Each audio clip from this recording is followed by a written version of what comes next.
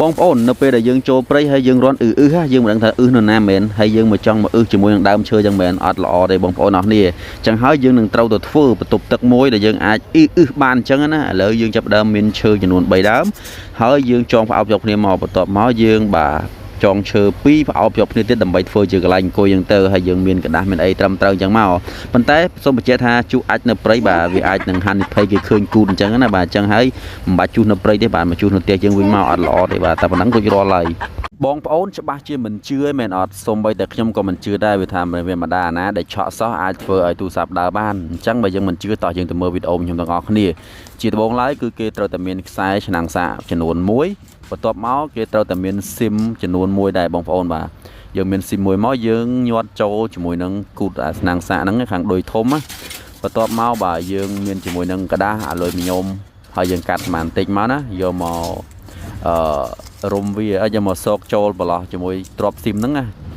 បាទបងប្អូនមើលតាមវីដេអូហ្នឹងទៅបាទយើងញុកចូលចឹងមកណាញុកចូលមកញុកវាឲ្យណែនណាបន្ទាប់ពីយើងញុកណែនហើយបាទគឺយើងដាក់ជាមួយនឹងកាក់មួយបាទដាក់កាក់មួយហើយយើងបិទវាឲ្យជាប់អញ្ចឹងមកណាហើយយើងដាក់ដែលឆក់មួយដើម្បីឲ្យវាឆក់ជាប់ជាមួយនឹងកាសនឹងកាក់ហ្នឹងអញ្ចឹងទៅ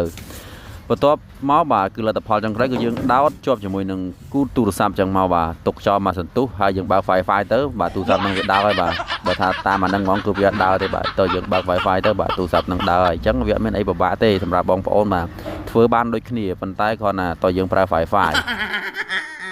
បើសិនជាបងប្អូនទាំងអស់គ្នាចាក់ទឹកដោះគោចេញពីកែវបែបនេះធ្វើឲ្យទឹកដោះគោនឹងកពុបប្រឡុកប្រឡាក់នៅពេញកន្លែងហ្នឹងតែម្ដងអញ្ចឹងហើយវិធីសាស្ត្រមួយនេះអាចធ្វើឲ្យបងប្អូនចាក់ទឹកដោះគោចេញពីកែវមកយ៉ាងស្អាតតែម្ដងបងប្អូនគ្រាន់តែមានស្លាបព្រាតែមួយដើមទេគឺអាចចាក់ទឹកដោះគោមកបានយ៉ាងស្អាតតែម្ដងងាយបើសិនជាបងប្អូនទាំងអស់គ្នាដើរចូលព្រៃហើយឃើញមាសច្រើនបែបនេះតើបងប្អូនគួរតែយកឬក៏មិនយកជួយប្រាប់ខ្ញុំម្នាក់មួយម៉ាត់មើលឃើញមាសអញ្ចឹងហើយម្នាក់ប្រកាសជាយកឯមែនអត់ខមមិនម្នាក់មួយមើល